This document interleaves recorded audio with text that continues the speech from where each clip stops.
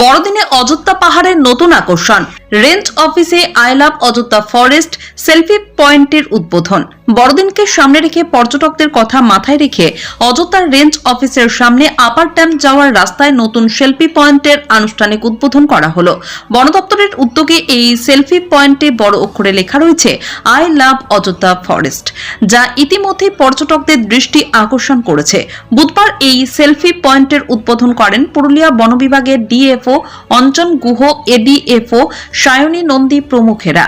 উদ্বোধন অনুষ্ঠানে ডিএফও জানান, এই ধরনের উদ্যোগের মাধ্যমে অযোধ্যা পাহাড়ের পরিচিতি আরও বাড়বে এবং পর্যটকদের কাছে এটি নতুন আকর্ষণের কেন্দ্রবিন্দু হয়ে উঠবে। তিনি আরও বলেন, আগামী দিনে এই এলাকায় বন দপ্তরের পক্ষ থেকে আরও সৌন্দর্যায়নের কাজ করা হবে, যাতে পর্যটন পরিকাঠামো উন্নত হয়। বন দপ্তরের এই উদ্যোগে খুশি স্থানীয় বাসিন্দা এবং পর্যটকেরা। তাদের মতে এমন সেলফি পয়েন্ট অযোধ্যা পাহাড় ভ্রমণের অভিজ্ঞতাকে আরও স্মরণীয় করে রাখবে।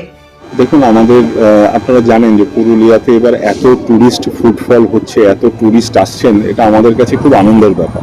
তো আমরা অনেকদিন ধরেই ভাবছিলাম যে একটা কোনো সেলফি পয়েন্ট যদি আমরা করি, এবং আমরা বন দপ্তরের তরফ থেকে আমাদের এই যে অযোধ্যা পাহাড়ের বন, বন্যপ্রাণী, জঙ্গল, জল, পাহাড় সবাইকে রক্ষা করার একটা মেসেজও যাতে সেই সেলফি পয়েন্টের মধ্যে থাকে, সেই জন্য আমরা এভাবে করলাম যে আই লাভ অযোধ্যা ফরেস্ট।